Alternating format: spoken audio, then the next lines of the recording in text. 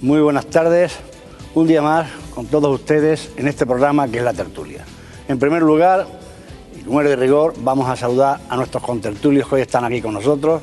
Así que un breve saludo con ellos. Chema, muy buenas tardes. Buenas tardes, José Carlos. José Antonio M, buenas tardes. Muy buenas tardes, José Carlos. Castro, muy buenas tardes. Hola, ¿qué tal? Y José Antonio C, muy buenas tardes. Muy buenas tardes. Entonces, como decía, vamos a empezar este primer bloque con un tema como es la reforma del IVA para la cultura. El viernes 24, el Gobierno anunció una rebaja del IVA del 21 al 10% para las transacciones de objetos de arte. La vicepresidenta del Gobierno explicó que con esta medida se pretende equiparar a España con otros países de la Unión Europea como son Alemania o Italia. Pero esta reducción ha dejado un tanto perplejos al mundo del teatro, la música y el cine. Y se preguntan las razones de su exclusión en esta primera rectificación del Gobierno. Por lo que Daimiel Martínez, presidente de la Federación Estatal de Empresas de Teatro y Danza, expresa su satisfacción manifestando que al menos un sector como es el del arte se le rebaje el IVA. Y confía en que sea una señal positiva para que se amplíe al resto de los sectores culturales.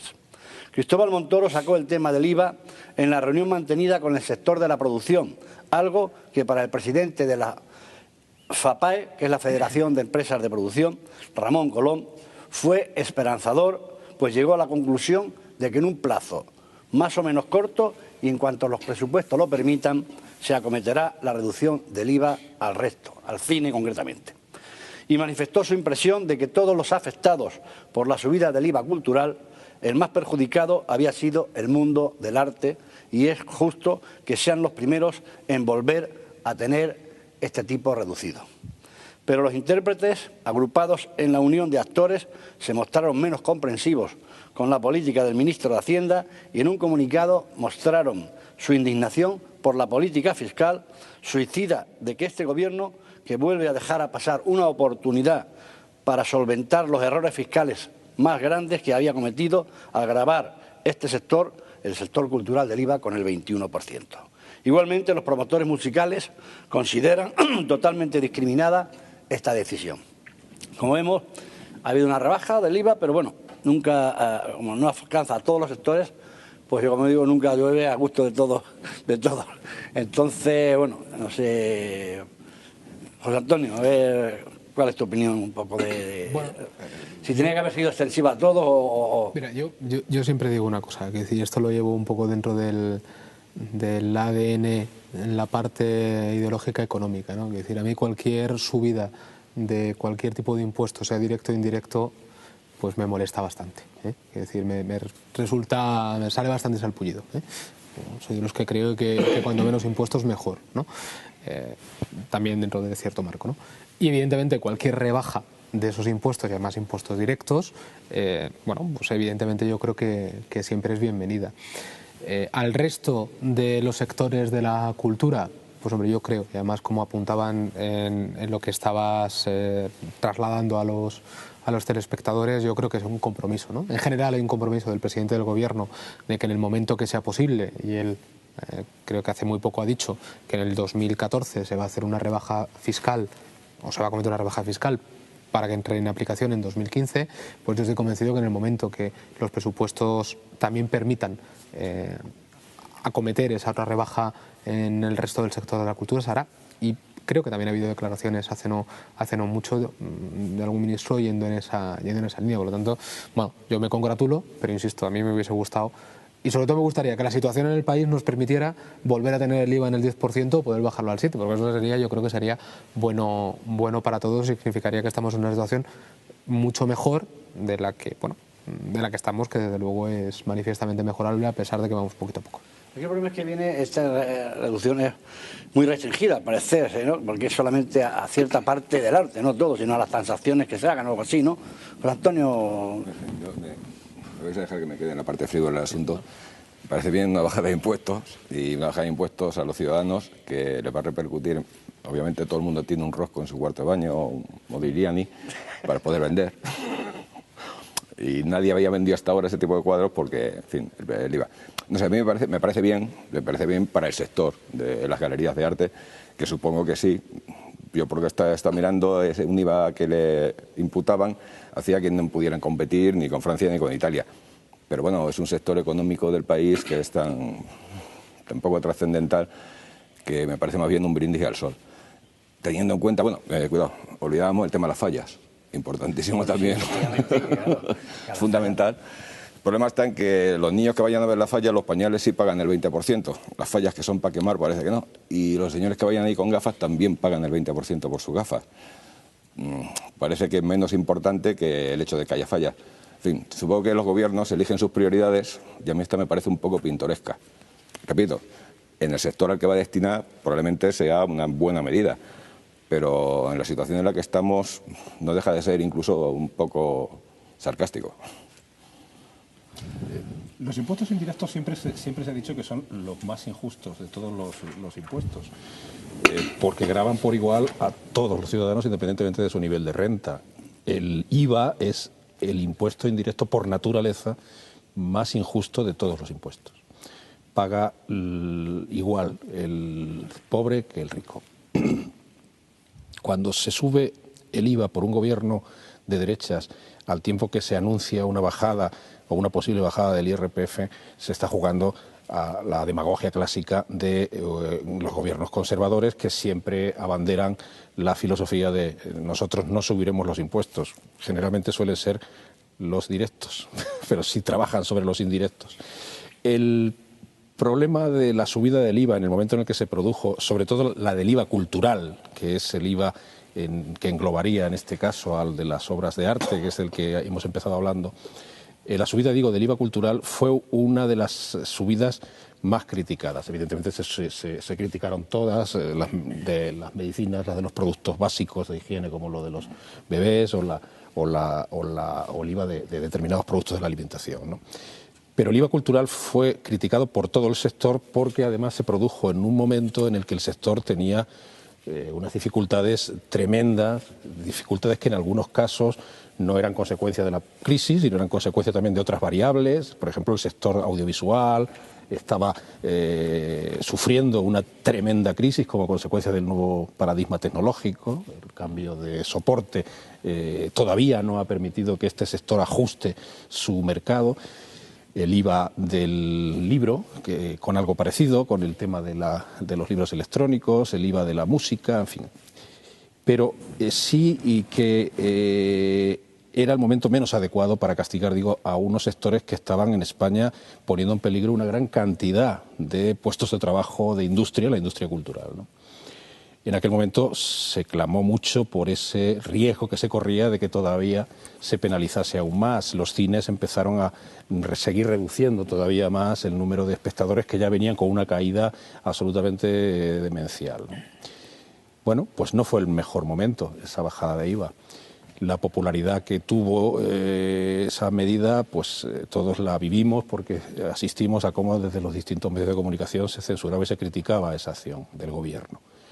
Yo creo que son poco estratégicos algunas veces en las decisiones que toman y en esta ocasión han sido tremendamente torpes estratégicamente hablando, porque ya que anticipan una primera medida de ajuste de impuestos o de bajada de impuestos ante un supuesto escenario en el que se vislumbra una luz al final de un túnel en el que todavía estamos, por cierto, es decir, que la luz esté, en el túnel estamos todavía, y que anuncien una medida que solamente va a beneficiar a un sector que es un sector de élite.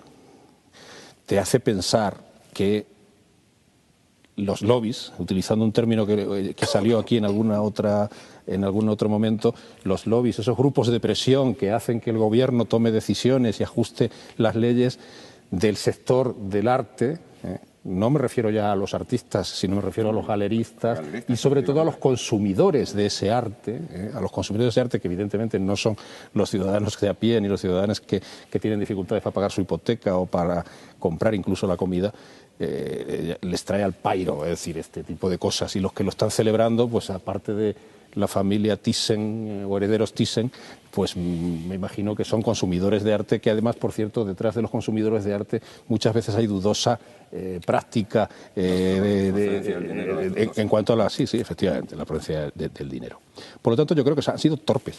Podían haber anunciado una medida, efectivamente, que ajustase el IVA, que volviese o restableciese niveles, por ejemplo, en el libro. El libro es una industria española muy potente. España es la cuarta potencia mundial en industria editorial. Somos los cuartos. Y la cantidad de puestos de trabajo que se generan en ese sector en España es tremendo. Bueno, yo creo que ahí podíamos haber tenido seguramente una mayor celebración de la medida que en este caso. Chema. Bueno, yo lo primero que quería decirle a Castro es que el Gobierno no ha anunciado que se va a subir el IVA, sino todo lo contrario, que se va a mantener.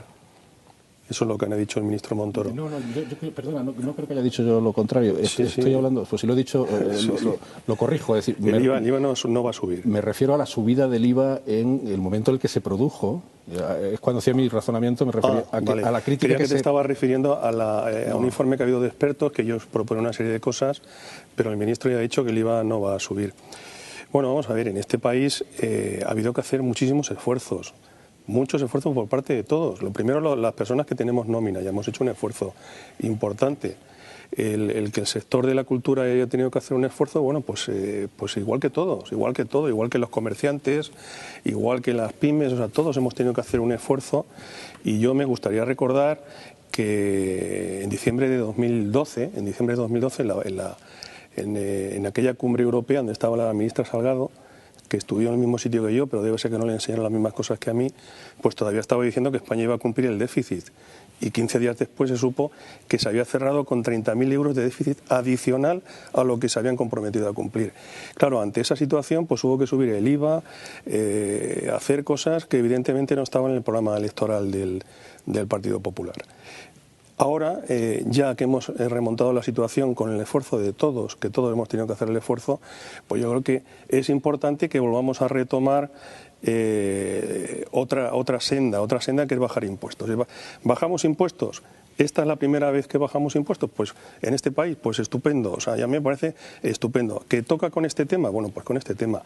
Indudablemente a los ciudadanos no nos va a afectar esto, pero al sector sí, sí le va a afectar y esto va a venir muy bien. Además es una doble noticia buena porque no solamente que se baja el IVA, sino que además esto implica, porque el ministro Montoro ya lo ha dicho varias veces, que los impuestos no van a bajar de cantidad. Entonces, lo que quiere decir que el consumo se está reanimando ya, que hay más recaudación en otros sectores y esto va a permitir que se siga bajando el IVA cultural y que todo va a ser al tipo reducido. Hay de todas formas. No.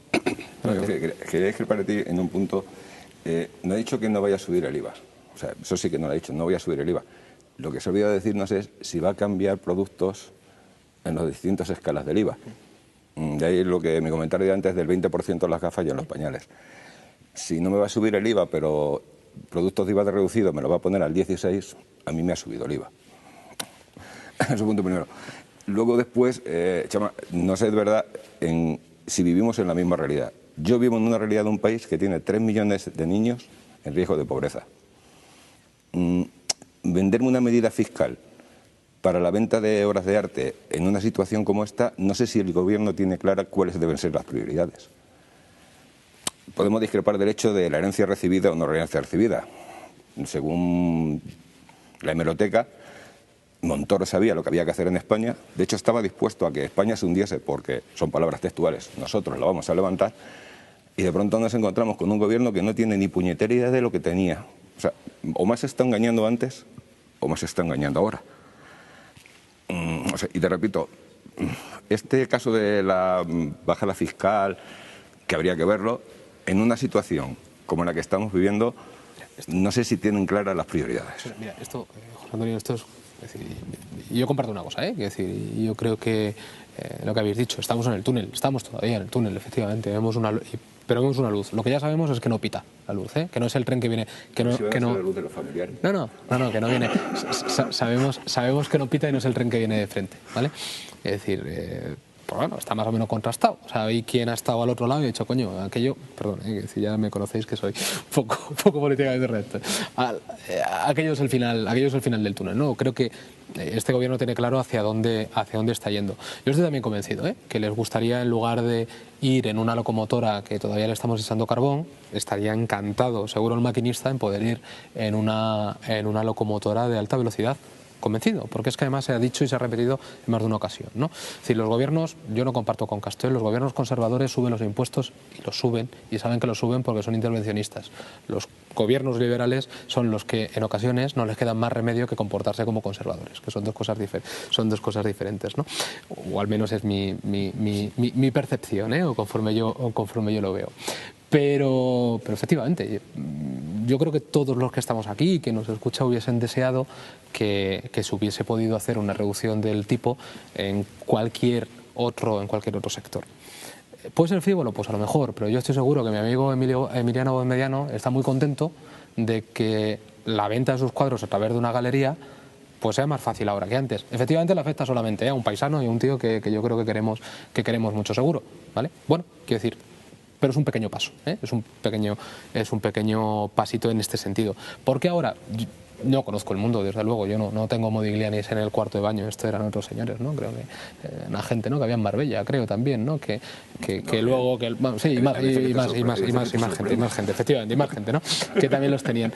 Pero parece ser que el momento de acometer esa acción dentro del mundo de la cultura es ahora, porque es el mes de febrero y marzo, parece ser, que a nivel mundial es donde se celebran las ferias de arte más importantes, donde se va a celebrar Arco y donde se celebran el resto de las ferias y donde sí puede haber una competición o una competencia muy directa en ese sentido, ¿no? Entonces, bueno, no lo sé, Pero sin duda que la presión no sé ejercer el sector en este caso ha sido eficacísima. Bueno, pero mira, esto es como todo, Quiero decir, hay un sector que es capaz de ejercer esa presión y a lo mejor hay otra parte de los sectores que también la están ejerciendo y que se decía, que decir, como son las productoras y que son otra serie de sectores.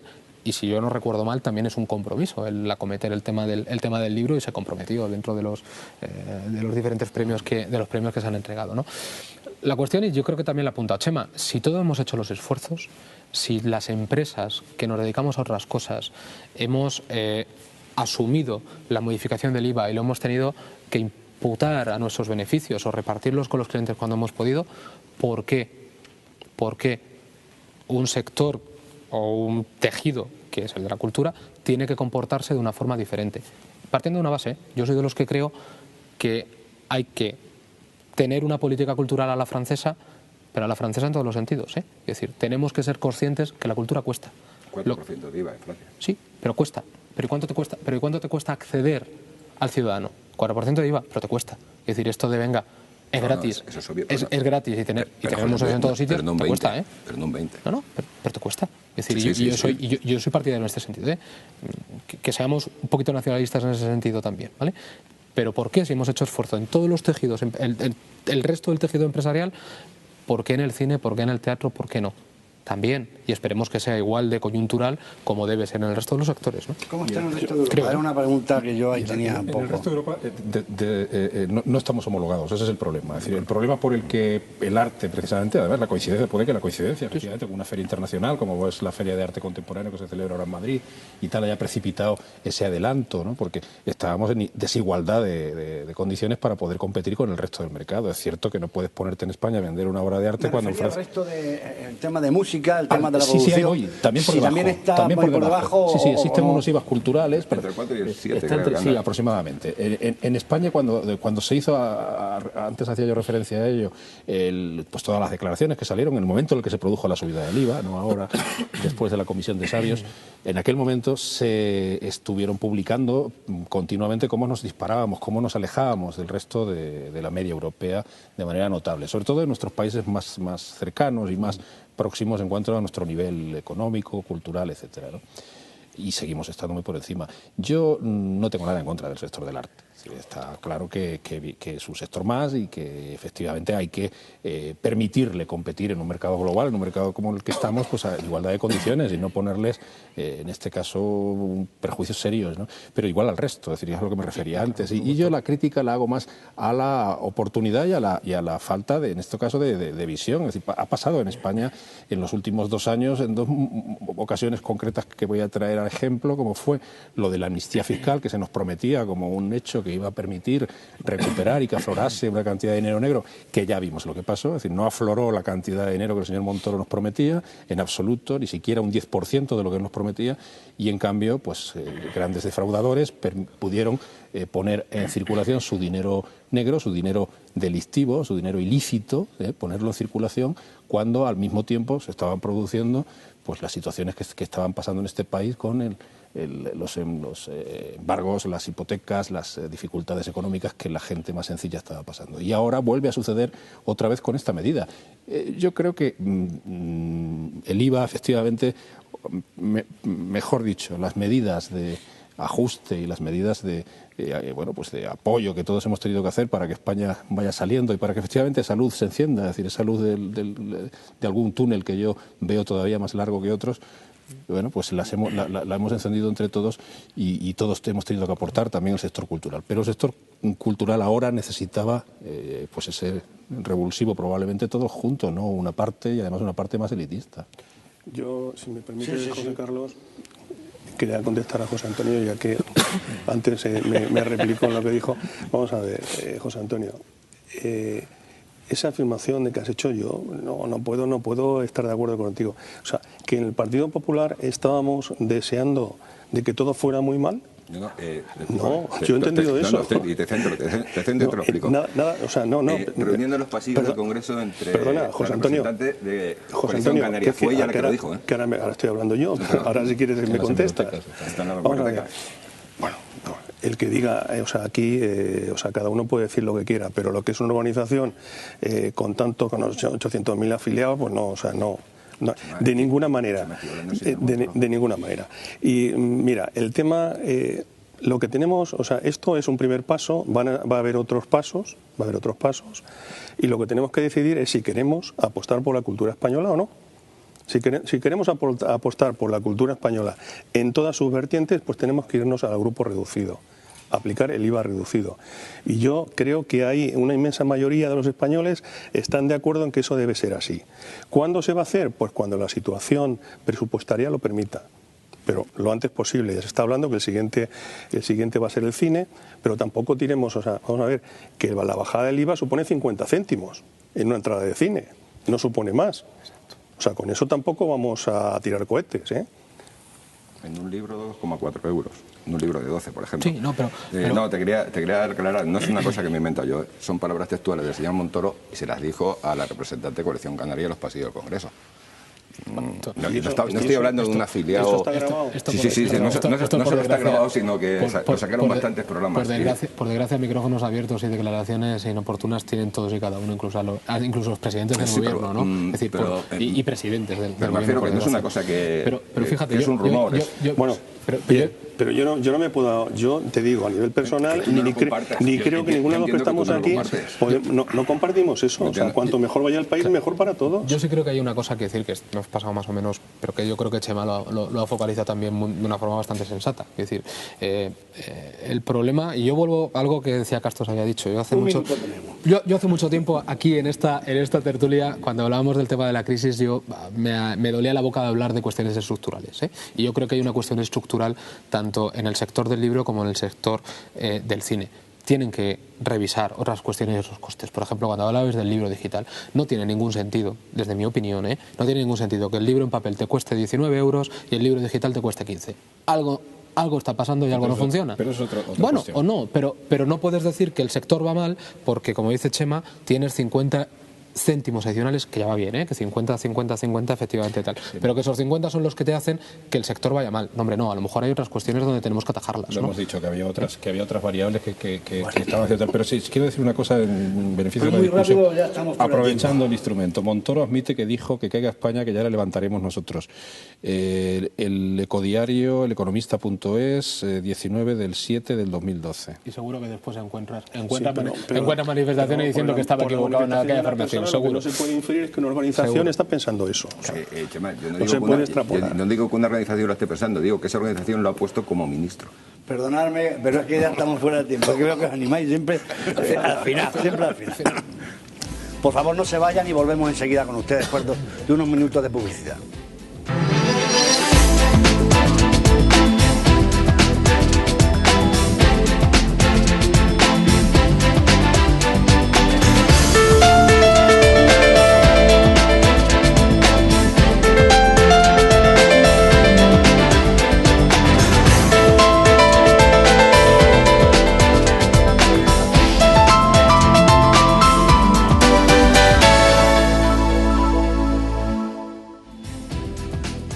Volvemos de nuevo con todos ustedes para abordar este segundo bloque que vamos a tratar sobre un tema importante, que es el coste de la energía eléctrica, tema que tanto nos preocupa. Y es que la oposición del Gobierno con este tema no deja de acorralar al ministro de Industria, José Manuel Soria, que no aclara el mecanismo de precios de la luz y afirma que está trabajando en un mecanismo definitivo. Ante la falta de novedades en su comparecencia, el interés se centró en la oposición, que en conjunto atacó al ministro para pedirle que aclarase si hubo o no manipulación de la subasta y pedirle responsabilidades sobre el sentimiento de incertidumbre reguladora y el desmoronamiento del sector. Pero el ministro dijo que los precios son los más bajos en 10 años. A la vez, el secretario de Estado para la Energía, Alberto Nadal, ha culpado de todos los males del sector a la política energética del Gobierno de las dos legislaturas anteriores, en las que el precio subió un 62% frente al 3,2% de los dos últimos años. Según Nadal, el Gobierno anterior se olvidó de la competitividad e introdujo unas tecnologías enormemente caras en las que España y los inversores se hipotecaron para pagar la curva de aprendizaje del resto del mundo. Por otro lado, el presidente de Iberdrola, Ignacio Sánchez Galán, aseguró en días pasados que el precio de la luz debe y puede bajar, porque la factura actual es un cajón desastre, en la que se han ido metiendo cosas variopintas que deberían financiarse desde los presupuestos generales del Estado. E hizo unas declaraciones en las que subrayó que el 60% de lo que pagan los ciudadanos en su factura de la luz no tiene nada que ver con la energía ni con los cables que llevan a afinar esa energía a las casas, sino con subvenciones, tasas e impuestos que no deberían realmente figurar en el recibo y que se abarataría un 10% sin la ayuda a la energía solar. Son bastantes cosas un poco refundidas, pero en definitiva, Chema, quería hacer una aclaración porque entendamos un poco más el tema del coste energético y vamos a darle paso para esa aclaración. Sí, es un tema muy complejo y yo creo que lo primero que debemos hacer es hablar un poquito, introducir un poco el tema, porque si no puede ser que los telespectadores al final no se enteren de qué estamos hablando, ¿no? El sistema eléctrico español funciona de la siguiente manera. Hay una serie de centrales eléctricas, que es la parte que se llama generación, que producen energía y la mete en la red de alta tensión. Esa red de alta tensión es pública, es del Estado, la gestiona una empresa que se llama Red Eléctrica Española, y la parte que se subasta es el precio en el momento que se genera, o sea, digamos, puesto en las puertas de la central eléctrica, que es lo que es la subasta esta que tan famosa, que subió, que si estaba manipulado o no manipulado. Eso es el precio de generación. Lo importante, el Galán, el presidente de Iberdrola, lleva parte de razón en lo que está diciendo, porque si miran la estructura de costes del sistema eléctrico español, yo tengo aquí los datos de 2012, bueno, él ha arrimado un poquito el asco a su sardina, normal, más o menos el 50% del coste de lo que es la parte eléctrica, es decir, generar la electricidad y transportarla hasta los consumidores, pues es la mitad. La otra mitad son impuestos, el IVA, que ya acabamos de hablar de él, del 21%, y todo un cajón desastre de cosas que tenemos ahí que es necesario aclarar. En eso que se llaman primas, que supone, todo esto supone un 28% de la factura de la luz, o sea, que es una cantidad importante. Primas al régimen especial. En España se produce electricidad de dos maneras. En el régimen ordinario, que es lo que acabamos de contar, o sea, usted tiene una central nuclear o tiene una central térmica y usted produce electricidad y la vende al precio de la subasta. Pero hay toda otra serie de energías que están primadas. Y en este caso conviene aclarar las que están primadas y las que no. En concreto, ¿qué se priman en este país? Pues se prima fundamentalmente, se priman 6 tipos de producciones: residuos, la mini hidráulica, la biomasa, son residuales, no es muy importante. Las 3 cuestiones que se priman fundamentalmente es la cogeneración, la eólica y la solar. En concreto, datos de primas para este ejercicio que se acaba de finalizar, 2013, en cogeneración 2.300 millones de euros. En eólica 2.850 y en solar 4.200. Total. ¿Te refieres a subvenciones? Subvenciones. Es que no, por eso tú te lo estabas comentando. Las subvenciones a ese tipo de energía para que lleguen a ser productivas. Por eso decían que es hacer un poco de cobaya con respecto al mundo Eso en concreto se refería a otro tema, que es el tema de la energía solar, que ahora lo vemos si quieres. En total, el año pasado se han pagado 10.800 millones de euros en primas a la energía eléctrica. O sea, es una cantidad... Un momento, ¿tienes ahí el dato de cuánto se paga por la moratoria nuclear? No lo tengo, pero ahora si quieres hablamos de ello. Esto es lo que son primas, ¿vale?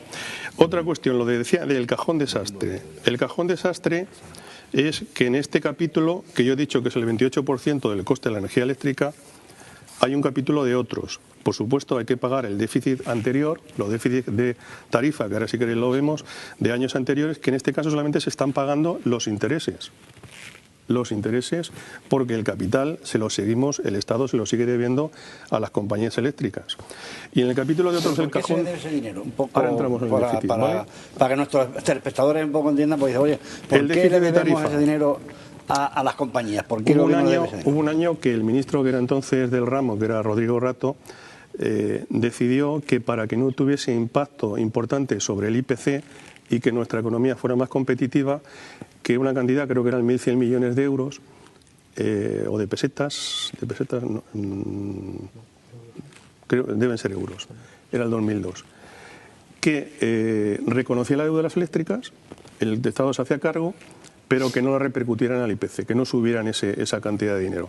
Yo te la debo, yo te lo pagaré, te pago los intereses y yo me hago cargo de la deuda. Posteriormente, ese déficit de tarifa, que es lo que se llama, es decir, lo que se debía haber subido la luz y no se ha subido, se ha ido incrementando. ¿Cuándo se ha incrementado? Pues fundamentalmente cuando nos hemos puesto a hacer instalaciones solares y eólicas, que son las más primadas. En concreto, al principio, cuando las primeras instalaciones de energía solar se primaba con 450 euros megavatio, cuando el coste que tenemos del año 2012, el que tengo aquí, son 52,5, el coste medio de generación. O sea, estamos hablando... Megavatio no puede ser 450 euros. Megavatio hora, sí. 450 megavatio hora. Sí.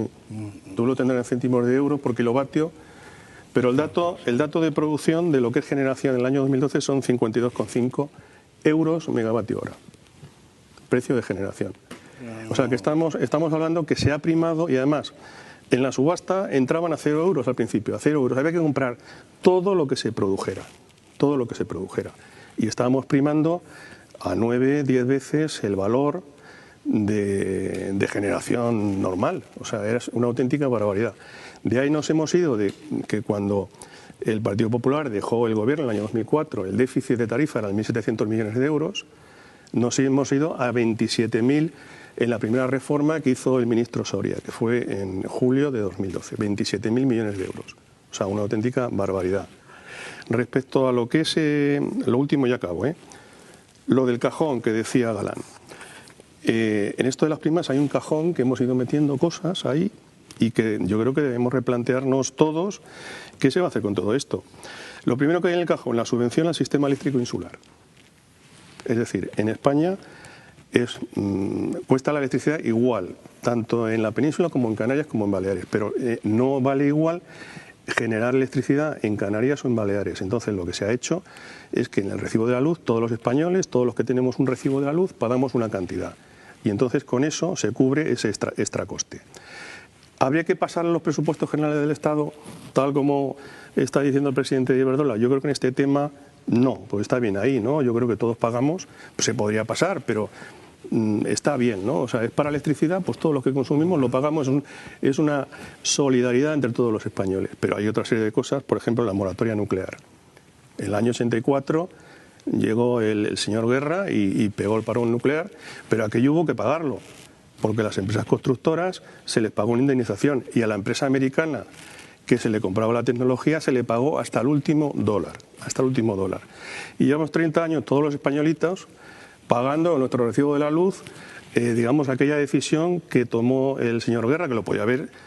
Yo creo que eso debe ir contra los presupuestos generales del Estado. Si te crees tan, no sé, tan chulo, iba a decir, pero en fin, si tú lo ves así, pues oye, lleva los presupuestos generales y lo pagas tú, no que lo paguemos todos los demás, ¿no? Son 30 años. El bono social también va ahí. Esto tenía que estar en los presupuestos generales del Estado. Yo creo que tiene parte de razón el presidente de Iberdrola. Subvención a la minería de carbón, que también aquí nosotros en Portero nos afecta. Bueno, la subvención, sabéis que en el 2018 ya se acaba. En principio solamente van a seguir las empresas que sean rentables. Parece ser que la que a nosotros nos toca, que es Encasur, es rentable y no necesita de esta subvención.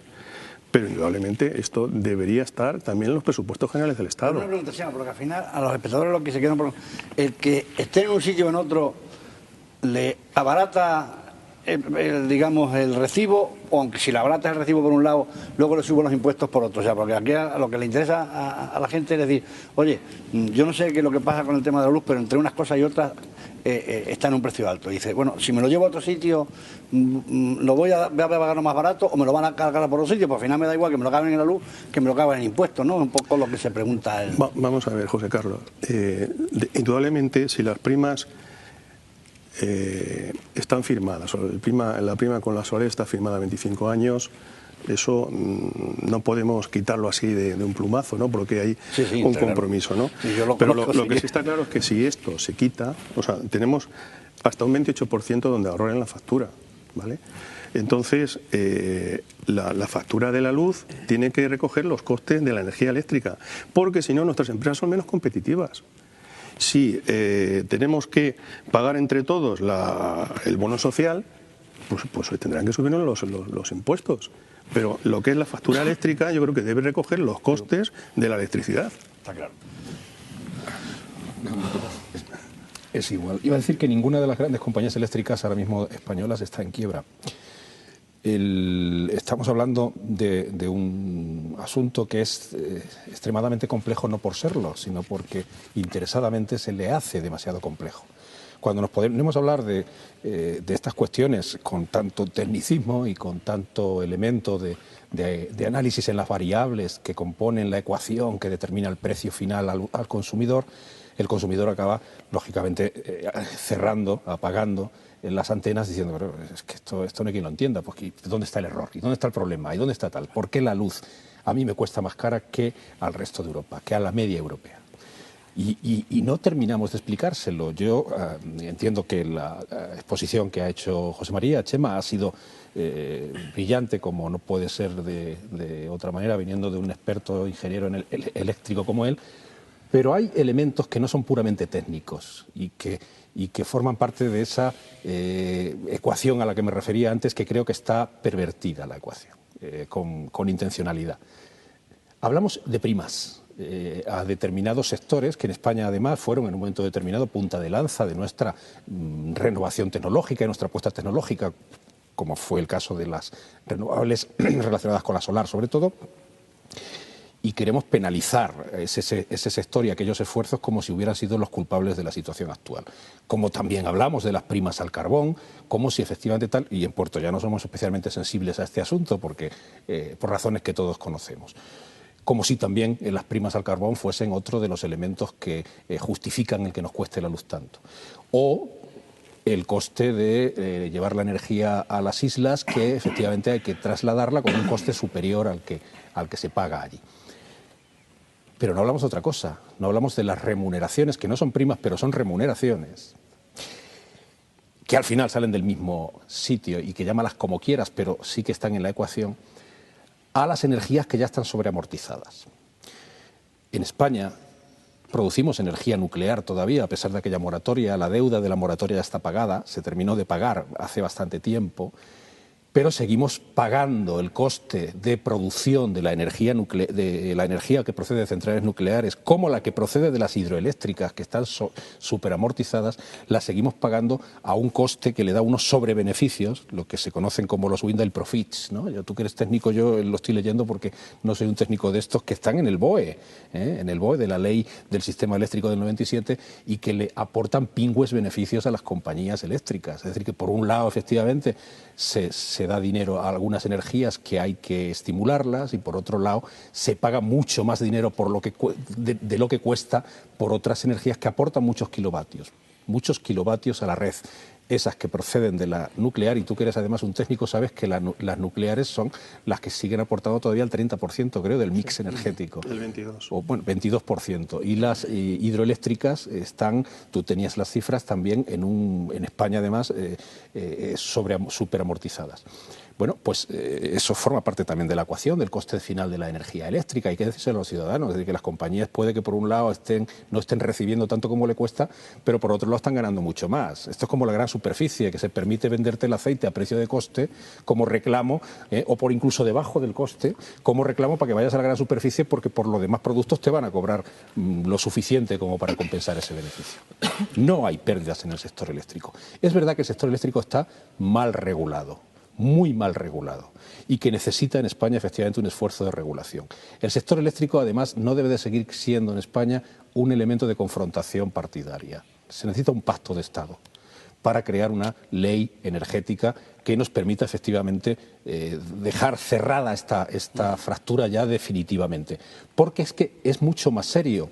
No solamente es el problema de las familias que ahora se definen bajo ese nuevo término de pobreza energética y que no tienen la posibilidad de calentarse ni siquiera en invierno porque no se pueden permitir el coste de la factura de la energía, sino estamos hablando también de que es que la competitividad de nuestras empresas depende del coste de la energía eléctrica, y de la competitividad de nuestras empresas depende el progreso de nuestro país. Es absolutamente imprescindible hacer esto. Y además yo creo que el partido de gobierno, el Partido Popular en este momento, tiene que desprenderse de ese prejuicio de que el error que se cometió en su momento con las energías renovables nos ha supuesto un coste. No es cierto. El error que se cometió en ese momento, que supuso efectivamente un sobrecoste, trajo otra consecuencia que no fue un error. Es decir, eso puede que fuese la debilidad, pero la fortaleza que trajo ese esfuerzo es que España se puso como punta de lanza en know-how, en conocimiento, en tecnología de energías renovables. Y que ahora esa paralización, porque está penalizando y castigando supuestamente las políticas que se hicieron en su momento, ese puesto, esa posición de valor que tenía España, la están tomando a la delantera otros países. Alemania está haciendo ahora mismo un esfuerzo de inversión en energías renovables, aprovechando precisamente el conocimiento y la experiencia que se ha adquirido en España. La apuesta que ha hecho Merkel por las renovables es absolutamente paradigmática. Y es justo lo contrario de lo que se ha hecho en España. Y de lo que estoy hablando, seguramente muchos de los telespectadores que pudieran estar oyéndonos, que son de Puerto Llano y de su comarca, saben de esto mucho, porque han sido absolutamente castigados por este tipo de situaciones. Más adelante podemos decir alguna cosa más, pero yo quiero hablar me gustaría hablar de las renovables un momentito, pero bueno, después. Bueno, pero muy brevemente, ¿no? Que decir, yo de todas formas creo que también, yo, sabes, soy menos políticamente correcto, los ciudadanos de Puerto Llano y su comarca son conscientes de esa situación, pero yo creo que también son conscientes y mucho de otro tipo de intereses y otra serie de formas de gestión de diferentes empresas, que no era solamente el mercado, que el mercado se ha llevado por delante alguna de las empresas, las otras están peleando, demostrando que, bueno, que son formas de gestión y de inversión totalmente diferentes, ¿no? Uno apostando por el mercado y otro apostando a lo mejor por otras cosas, ¿no? Yo soy muy poco políticamente correcto en ese sentido, ¿no? Hombre, lo de Angela Merkel, sí, Claro, se han aprovechado, que es lo que decía José Carlos, perdón, de la inversión que hemos hecho. Pero, hombre, también viene un poco a jugar los pactos, la cross coalition, ¿no?, que mantienen, y también es una cuestión ideológica. Y queremos... Eso ha sido de ahora, ¿eh? Sí, y se viene arrastrando, quiero decir, en la última no, pero se viene arrastrando de tiempo, quiero decir, un pacto de gobierno con la socialdemocracia alemana para sostener la situación del país, ¿no? Pero, evidentemente, esto también tiene un componente ideológico, ¿no? Y yo no seré y no diré que estoy en contra de la tecnología o el desarrollo de tecnología en energías renovables, pero sí que tenemos que ser claros en una cosa, y lo apuntabais los dos. Bueno, decía José Carlos, esto no va a costar más a los ciudadanos, o nos la van a meter con, perdón, la factura, me refiero, y el coste de esto por otro sitio. Bueno, hablamos de la proporcionalidad y de la justeza de los impuestos. Bueno, pues evidentemente, si viene a través de un impuesto que grava rentas o que no es un impuesto directo, yo podría estar de acuerdo en ese sentido, ¿no? En este caso, que es, bueno, pues una situación confiscatoria. Cuando hablamos de primas, son subvenciones, o sea, es pasta que le estamos dando, pero se la estamos dando el resto de los consumidores, ¿eh? No la está dando el Estado. Esto sale del bolsillo de los consumidores, que se la estamos entregando, bueno, para el desarrollo de una serie de primas que están establecidas, y algunas que vienen de otras épocas, ¿no? Como la remuneración. Tú decías. Como la remuneración a los sobrebeneficios. Sí, no. También le sale del bolsillo del contribuyente. Sí, claro. por supuesto, por supuesto, pero es como tú decías.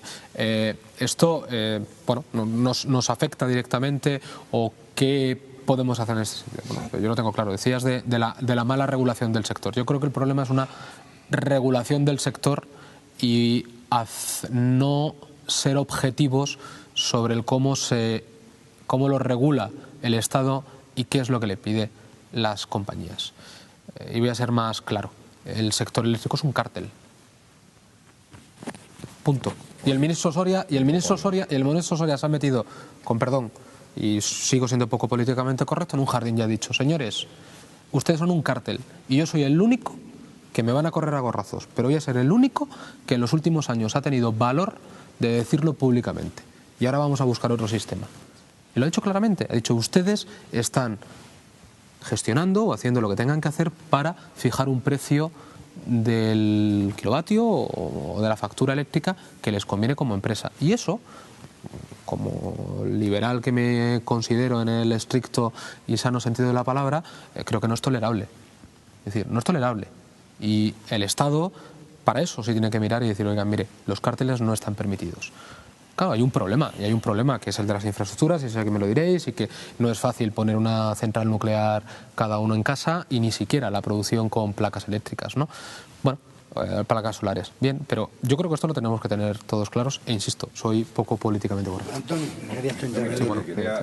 La exposición de Chema, perfecta y llena de datos, pero quería hacerte un matiz, porque te has centrado simplemente en eólica y solar, pero también está metido en el MIS las de cogeneración. Sí. Voy a darte un dato que también está en las hemerotecas.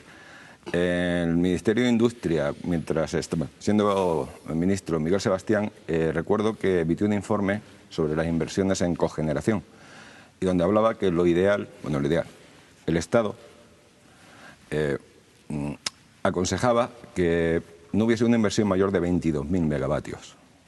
Bien, las empresas eléctricas decidieron por cuenta propia gastarse 60.000, o sea, el equivalente a 60.000 millones, o sea, de 60.000 megavatios. Casi el doble de lo que el Ministerio de Industria aconsejaba. ¿Sabes dónde ha ido a parar ese sobrecoste? A ese mismo sitio. No solamente las solares, no solamente a las eólicas, también las grandes compañías eléctricas procuran hacerlo, y también está metido ahí. Eso simplemente te lo quería decir como matiz. En cuanto al precio, has hablado bien del precio, pero has hablado del precio cuando ha salido de la central. Te voy a dar un dato de esta tarde. La subida de la subasta, que no se llegó a realizar, porque al parecer esa subasta estaba amañada, que después no estaba amañada, era obvio que no estaba amañada porque no necesitaban amañarla. ¿Recuerdas cuál era el porcentaje de subida? Más de un 11%. El Ministerio ha dejado un 2,8%. ¿Sabes a qué precio estaba la electricidad? Un 17% por debajo. Es decir, hoy la factura de electricidad costaría un 17% menos por el precio de mercado del kilovatio. Pero resulta que en la subasta... son datos de esta mediodía. Son datos de esta mediodía los telediarios. Pero te lo explico. Sí, el viento durante estos días Porque es que ahora viene, eso es lo que quería hablar, de cómo se calcula el precio de ese kilovatio que sale de la central. Porque no es lo mismo un kilovatio de una central nuclear que un kilovatio de un salto de agua. Así que existe una especie de escala, que es la que dice el Ministerio de Industria, si tienes algún conocimiento más, y corrígeme si me equivoco, en el que el precio más barato es la del salto de agua. Sigue la eólica, sigue la solar. La siguiente es la cogeneración de gas, carbón, gasóleo y nucleares. Sí, no sé si será así, pero me refiero que va escalonado. El precio es diferente. Eso es, no es el valor de una que de otra. Claro, el precio más barato es el de la energía eólica. Ese es el más barato de todos. No es así, José Antonio. Digo de la generación. Ahora de los datos, no en generación, no, que no es así. Me estoy refiriendo, no meto las primas, digo la generación. Digo que es el coste más barato en la generación, que no ya con las primas. Que no, José Antonio, no es así. Vale, puedo equivocarme. El salto de agua. Si a lo que voy es cómo se puede manipular el precio, cómo las grandes compañías manipulan los precios, claro, no solamente en la subasta, que esa es la segunda vez que lo hacen. Lo manipulan en el hecho de cerrar centrales de generación, por ejemplo las de gas, para que entren las nucleares, porque están paradas en paradas técnicas. Ha habido momentos en que ha habido paradas técnicas de un 40% del parque eólico. Una parada técnica. Ha habido momentos, porque entonces se necesita más electricidad y se pasa al siguiente escalón, que es cuando más se cobra. Vamos a ver, es que ¿entiendes? Es que no se puede decir, mira, no se puede decir que se ha manipulado el precio, pero es que el sistema es manipulable. Claro, entonces, como es manipulable, si tú paras, resulta que este año ha llovido poco, en el otoño hay poca energía hidráulica, ¿vale? Si paras dos nucleares y las nucleares no pueden no tienen capacidad, al final ese precio va subiendo, y hubo una subida tremenda que ahora ha vuelto a bajar. Luego el sistema es manipulable, por esa razón se quiere cambiar el sistema de la subasta. Yo, por ejemplo, solo quería decir una cosa. Estamos ya. Es simplemente una cosa, hay cártel porque se privatizó ese sector. El resto de Europa no lo privatizó entero. No tiene cártel, nosotros sí. No, claro, pero es que ya estamos fuera de tiempo, no podemos aguantar más porque ya estamos bastante. Sí, nos hemos pasado un poco y tenemos que dar la publicidad, mandan esto. Así que volvemos enseguida con ustedes en unos minutos.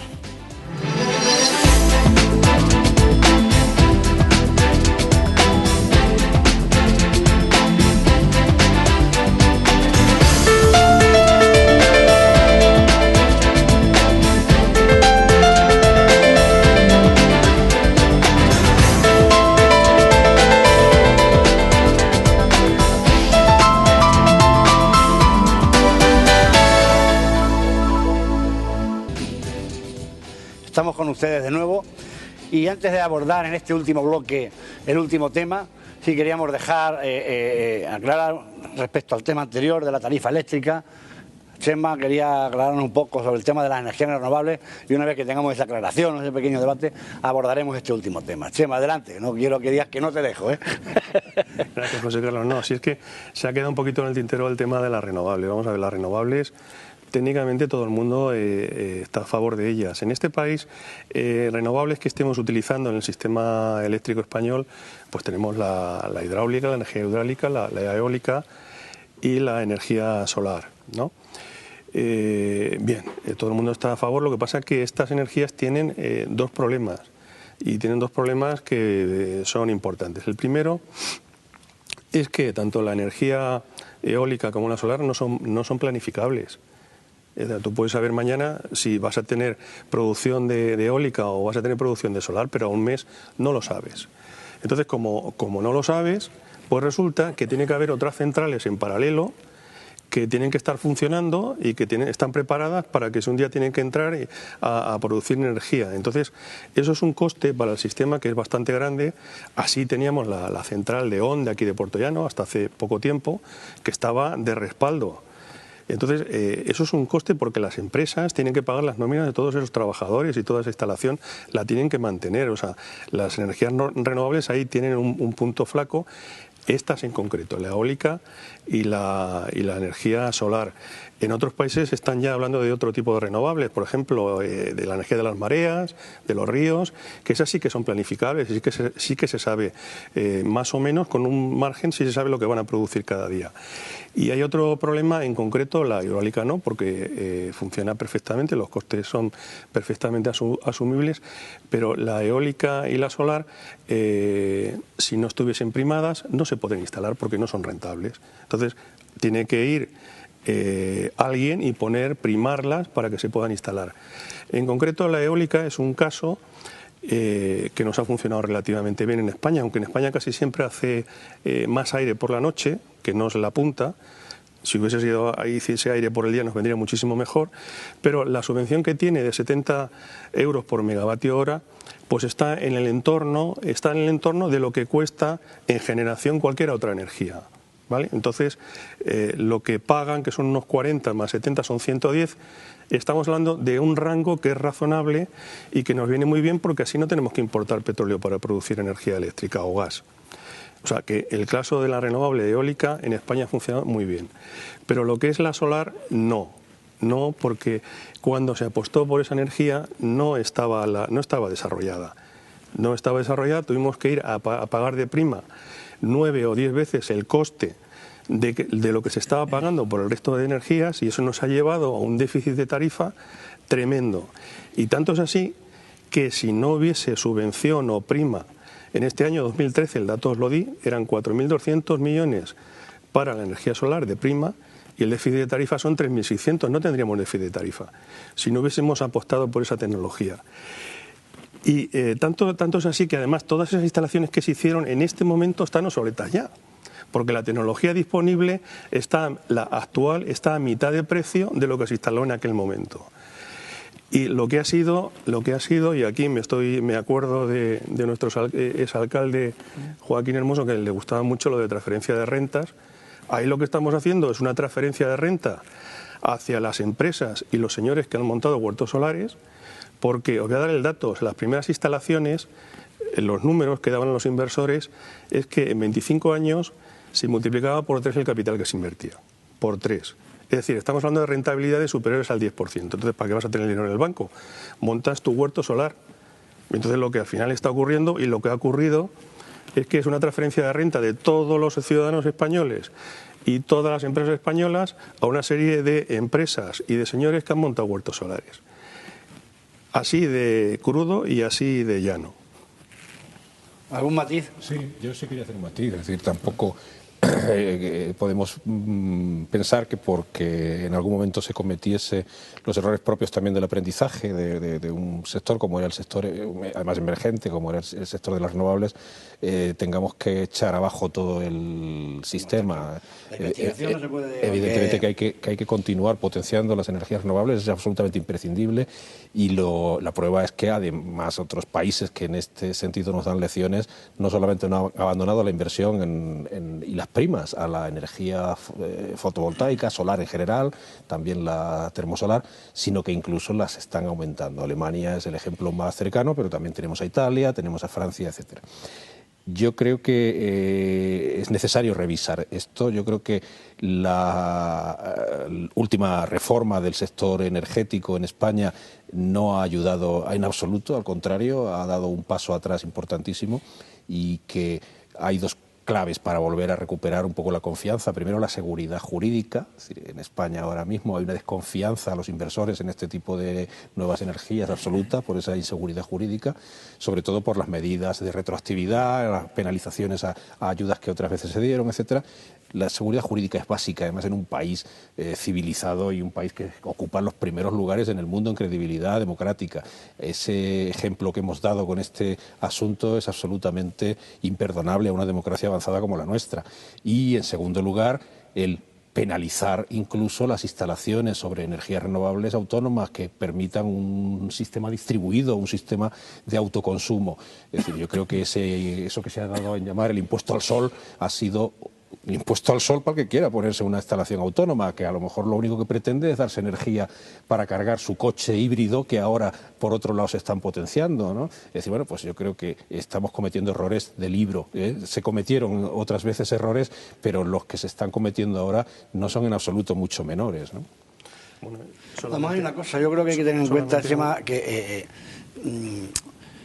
ahora mismo los pasos que se están dando con respecto a las placas solares, en definitiva la energía solar, es fruto de que en un principio pues no iba no daba el rendimiento que da, y ahora mismo ya hay paneles que están investigando donde incluso sin que haya prácticamente sol en un día nublado, con un tanto por ciento de incidencia de rayos de ultravioleta, es suficiente para que se pueda estar cargando. O sea, que digamos que siempre para que haya un avance tiene que haber un principio donde te tienes que sí, que hemos sido nosotros un poco... Sí, pero lo que no podemos ser, José Carlos, nosotros los Quijotes del mundo, que siempre nos pasa igual.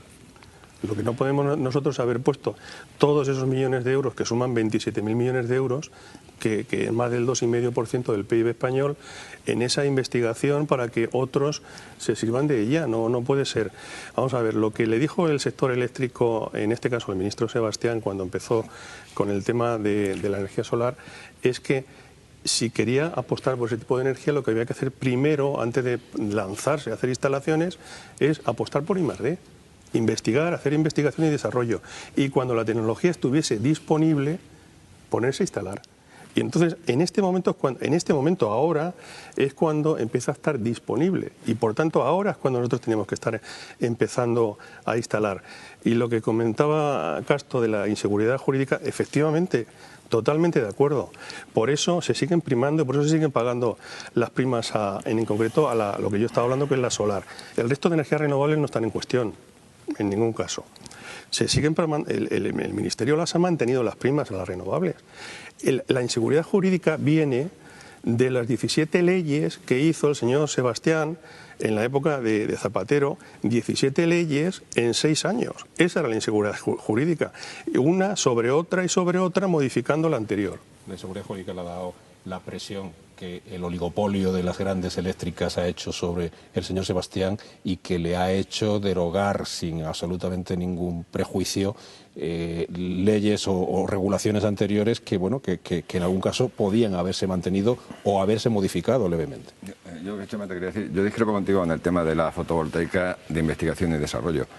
La fotovoltaica tiene muy poco margen de investigación y desarrollo. Digo, entiéndeme. Digo, poco margen porque son células solares. Para una casa unifamiliar, el coste de tener lo mismo que yo tengo, que me parece que son 3,5 kilovatios de potencia, el equivalente son 15.000 euros. Te colocaron placas solares. Puedes comprar las placas de más rendimiento, de menos rendimiento. No te van a traer las placas que lleva el Opportunity de Marte, que tiene un rendimiento un 65%. Aquí, las que creo recordar que andan por el 30-35%. Pero ahora mismo se ha abaratado mucho, aún más. Se ha abaratado mucho más por los chinos. O sea que, aunque la tecnología no sea una ultratecnología, ya sé que estamos hablando, por ejemplo, se está intentando implementar las placas que en vez de ser silicio es otro compuesto, más barato. También lo están intentando utilizar, lo que hablabas tú, de microlentes que consiguen hacer que incida más radiación ultravioleta. De concentración, hasta un 45% puedes comprar tú hoy mismo placas en el mercado, en Internet, con un 45% de rendimiento. La tecnología no, a mí el hecho de que investigación y desarrollo en las placas solares no. Lo que sí, eso sí fue un error muy grave, es lo que estábamos comentando antes. No es lo mismo primar a los ciudadanos para que hagan ese tipo de instalaciones propias que primar a grupos de presión, que fue lo que se hizo en esa ley. Esa ley diferenciaba entre instalaciones de suelo e instalaciones de techo. Obviamente, alguien que vive en una casa solo tiene su techo para ponerlo. Esas no estaban primadas, estaban primadas a la de suelo. Me parece que el Boletín Oficial del Estado quería beneficiar a algunos particularmente. Ese es el problema. Yo no creo que sea un problema de tecnología. Digo, yo no lo creo, ni de coste ni de precio. Me ha parecido que has dicho lo mismo, que a lo mejor es que yo no me he expresado bien. Aquí al lado tenemos el ISFOC. Si hablas con los técnicos, a mí me han enseñado la planta, y el estado actual de la tecnología implica que los costes con la tecnología que ellos tienen en este momento es la mitad de hace 8 años, el coste. Por tanto, esa investigación y ese desarrollo ha llevado a que las placas actuales te estén produciendo a un coste la mitad que hace 8 años. O sea que fíjate si la tecnología tiene influencia. Pero es una cuestión. Mira, pero Chema, yo creo tenía que haber pensado. Yo supongo que el que invierte con cierto conocimiento. Sí, pero no es una cuestión. Yo creo que no es solamente una cuestión de inversión, que también, ¿eh? Que decir, yo a lo mejor soy muy ingenuo, ¿eh? Pero este también es un tema ideológico. Y esto que se nos olvida. Es decir, esto es un tema ideológico. ¿En cierto modo sí? Sí, en cierto modo no, lo es, ¿eh? Que yo creo que va en el ADN de, bueno, pues de algunos grupos, partidos o ideología. Quiero decir, hay toda una ideología ecosocialista en torno no solamente a los verdes, sino además fundamentada, que a mí me parece bien, quiero decir, pero que ha habido también un gobierno, ha habido ciertas personas de gobierno determinados que la han tomado como bandera, no solamente el gobierno de la nación, sino otros gobiernos. Y yo, como decía Chema, yo lo comparto con él y creo que es lo que estábamos diciendo. Yo creo que tenemos que ser conejillos de Indias, yo estoy absolutamente de acuerdo. Porque es lo que llevamos reclamando durante mucho tiempo. Tenemos que apostar en la I+D, tenemos que investigar, tenemos que generar el know-how, tenemos que ir hacia adelante. Tenemos el sol, pero lo que no podemos es vender, porque esto se le vendió, ¿eh? Esto es igual que lo de las preferentes y la historia. La gente la compró, ¿vale? Porque la gente se lo compró y se lo creyó. Que también tenemos nuestra parte, entre comillas, de culpa. Yo ponía el ejemplo de mi suegro. Menos mal que no, pero yo en conversaciones con él decía, esto en 25 años está amortizado y va para adelante porque esto no lo quitarán nunca. Me verá y me tirará las orejas, pero es verdad. Quiero decir, y tuvo el gran acierto de que, bueno, pues que en aquel momento se le olvidó aquella historia, fue a otro tema. ¿Pero por qué? Porque nos bombardeaban sistemáticamente diciéndonos que lo único bueno y lo único positivo para generar energía en este país tenía que ser la generación a través de placas solares, que el resto era caca, con perdón, que el resto de energía no, que solamente tenía que ser esto. Y nos bombardearon sistemáticamente para que apostáramos por un tipo de tecnología. Y lo que había que hacer era bombardearnos para seguir apostando por el desarrollo de esa tecnología y, como decíais, y 10 años después decir, y ahora que es barato, está desarrollada, es madura, y la han probado los alemanes, y la han probado los chinos, y las han probado no sé quién, ahora que tenemos el sol y tenemos el sitio, vamos a hacerla rentable. Pero es que lo hemos hecho al revés, creo yo, ¿eh? Nosotros empezamos a instalar fotovoltaica bastante después que Alemania. Luego, entonces, serían los alemanes los que invirtieron y nosotros nos aprovechamos de su conocimiento. No lo veo lo veo muy claro, ¿eh? No lo veo muy claro porque resulta que hemos llegado, creo que no lo tenemos muy claro, ¿eh? Si el tema va por ahí. Los primeros que lo intentaron fueron los alemanes y nosotros, cuando ya la instalamos, lo que pasa es que nosotros tenemos muchas más horas de sol. Esa fue la venta, pero no solo fue una venta, también fue una obligación europea. Había que rebajar los niveles de CO2 y había un calendario. Y sigue habiendo un calendario, o sea, que no es una cuestión de venta. Por supuesto. ¿Por qué llega en un momento dado el tener que ir a investigaciones de renovables? Porque nos hemos olvidado de Kioto, que ahora se están dando cuenta en América que eso era verdad, no que, como decían, que no, eso era una... Vamos a ver, además, además es que yo sigo insistiendo, en nuestra comarca e incluso en nuestra región, es decir, Castilla-La Mancha apostó muy fuerte por todos los objetivos de Kioto y el compromiso 20-20-20, que es un compromiso de la Unión Europea, que está ahí con el horizonte del 2020. En ese marco está el último proyecto del que creo que se ha hablado en esta tertulia, de instalar una biorefinería en Puerto Llano. Es decir, entra dentro de todo ese marco, porque efectivamente, claro, es eso. De eso se trata. No para lanzarnos también a poner se hizo todas, porque la apuesta por el IXFOC o la apuesta por el Centro Nacional del Hidrógeno están enmarcados dentro de esa necesaria inversión en investigación. La madurez que pudieran tener las renovables relacionadas con la solar en el momento en el que en España se dispara ese boom por la solar no era mucho menor que la que tenía en el resto del mundo, porque efectivamente importamos tecnología. Es un momento, voy a dar un dato. Y solamente decir, una cosa... Es que no podemos hablar de cosas genéricas sin tener los pies en el suelo. Vamos a ver, primer dato bueno. La producción de energía eléctrica en España en el 2010, entre nuclear, hidráulica y eólica, son 2/3. Un dato fenomenal. Nuestra dependencia del petróleo ha pasado a una cantidad mínima. Luego, ese dato es estupendo y además no genera ninguna de las tres, está generando gases de efecto invernadero. En el año 2012, que es el último dato que tengo, es el 60%. De todas maneras, muy bien. Y con carbón estamos generando prácticamente el 20%. O sea, que estamos hablando de datos excelentes. Cada vez dependemos menos del petróleo. Pero la energía solar, que os he dicho que es la más subvencionada, que este año pasado la hemos subvencionado con 4.200 millones de euros, implica la producción del 4% del total. Del 4% del total. O sea, también están enfocando el solar a la clásica de solar, pero si ahora te vas a la alta poder de concentración y todo esto, sí que el rendimiento ahí... pero la producción global es el 4%. Estamos gastando un Potosí para producir... de fotovoltaica. No, de todas. De la termosolar. Toda la energía solar. Pero además con otro componente. La térmica y la... Además, con otros dos componentes desde mi punto de vista. Quiero decir, que además también en esta tertulia han salido. Primero, la energía eólica, hombre, está bien, pero es mala, porque no trae ningún tipo, no revierte nada dentro de las poblaciones donde se pone. Hombre, yo esto tampoco lo comparto, ¿vale? La solar sí, ¿por qué? Porque tapamos campo. Que esto que dicen en La Mancha. O sea, hacemos las viñas... Quitamos las viñas y ponemos y sembramos placas. Que esto también se vendió. Y esto se vendió. Esto se vendió. O sea, antes de que se abrieran las inmobiliarias o con las inmobiliarias se estaba vendiendo esto. Luego se cerraron y se abrieron casas de venta de oro. Luego no sé qué. Es decir, y esta era una parte de aquel sistema, quiero decir, de la que se nos vendían. Y era lo mismo. Implicaba poner suelo o cambiar suelo de producción agrícola o lo que sea o baldío para otro tipo de supuesta producción. Se llaman huertos solares, se le llama por algo, y se suponía que también iba a tener una rentabilidad de inversión, de mano de obra, de mantenimiento y demás. Al final son cámaras y un señor que evidentemente tiene que pasar de vez en cuando a verlo. Por lo tanto, yo insisto, o sea, nos vendieron, y lo compramos. Se genera una mano de obra.